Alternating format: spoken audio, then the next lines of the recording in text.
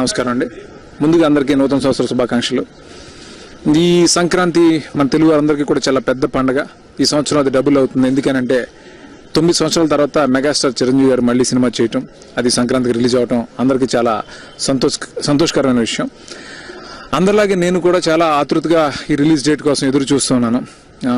నిజంగా నమ్మలేకపోతున్నాం 9 సంవత్సరాలు ఆయన చిరంజీవి గారు సినిమా చేసి అని అంటే. ఎందుకంటే ఆయన ఈ మధ్య సినిమాలు చేయకపోయినా కూడా ఆయన సినిమాలన్నీ చూస్తూనే ఉంటాం మనం ఎప్పుడు. అందుకే ఎక్కడ కనెక్ట్ మిస్ అవ్వలేదు. మళ్ళీ ఇప్పుడు ఈ 150th ఫిల్మ్తో స్టార్ట్ చేసిన ఆయన ఇది ఇంకా చాలా సంవత్సరాలు కొనసాగాలని, ఇంకా ఎన్నెన్నో గొప్ప సినిమాలు చేయాలని మనస్ఫూర్తిగా కోరుకుంటున్నాను. అందరిలాగే నేను కూడా ఆ రిలీజ్ కోసం ఎదురు చూస్తున్నాను. Thank you very much.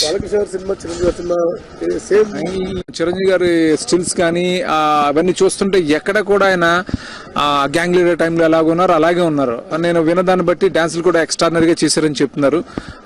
ఆయనకి జస్ట్ టైం గ్యాప్ అంతే, టైమింగ్ లో గ్యాప్ ఉండదని నేను మనస్ఫూర్తిగా నమ్ముతున్నాను. డెఫినెట్ గా ఆయన తీసేస్తారు. డెఫినెట్ గా ఆయనకి ఎక్కడ జస్ట్ టైం గ్యాప్ అంతే, టైమింగ్ లో గ్యాప్ ఉండదు. ఆయన అల్టిమేట్ గా చేస్తారు. ఆ నమ్మకం నాకు 100% ఉంది. Thank you very much. Okay.